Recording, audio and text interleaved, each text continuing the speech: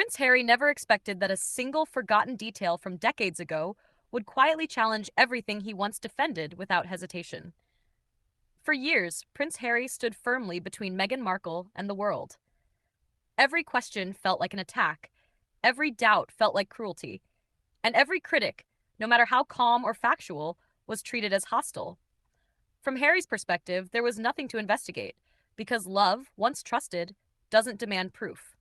But the most unsettling truths don't arrive loudly. They arrive when timelines stop making sense.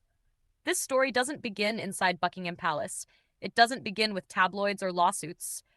It begins with something far more uncomfortable: records that existed before fame, before royalty, and before there was anything to protect. That's where Samantha Markle enters the picture. Samantha Markle was never a public figure by choice. She didn't suddenly appear for attention. What she carried wasn't gossip, it was memory. Ordinary family memory. School years, birthdays, holidays, the kind of details families remember without effort. When Meghan Markle's public biography began circulating globally, Samantha noticed something small but persistent. The timing didn't line up. Not dramatically, not obviously, but consistently. A year adjusted here, an age softened there, individually harmless, together unsettling.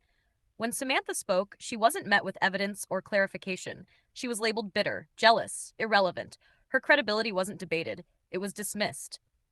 Yet her account never changed. She didn't escalate, she didn't exaggerate. She repeated the same concern calmly for years, and then something unexpected resurfaced. A decades-old magazine, printed long before Meghan Markle became a global figure, listed her age plainly. No agenda, no motive, just ink on paper, from a time when nobody had anything to gain by changing the narrative. That detail mattered because it existed before reputation management existed. At the time, Prince Harry didn't see this as evidence. He saw it as noise, because believing otherwise would mean questioning the foundation of the story he had already committed his life to defending. But later, Harry did something that unintentionally reopened the conversation himself.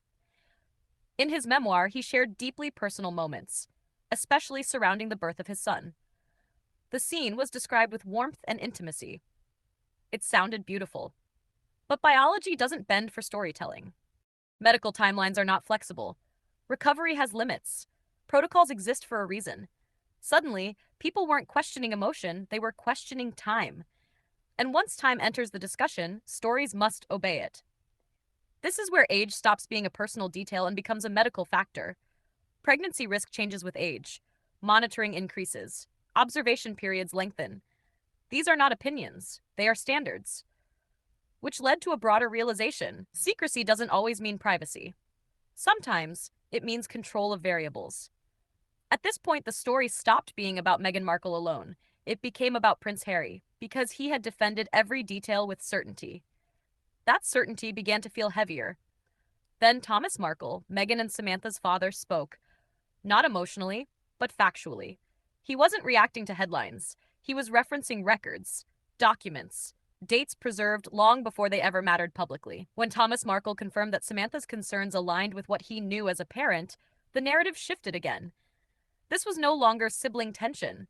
It was documentation versus presentation. Prince Harry didn't lash out. He didn't issue statements. He grew quiet.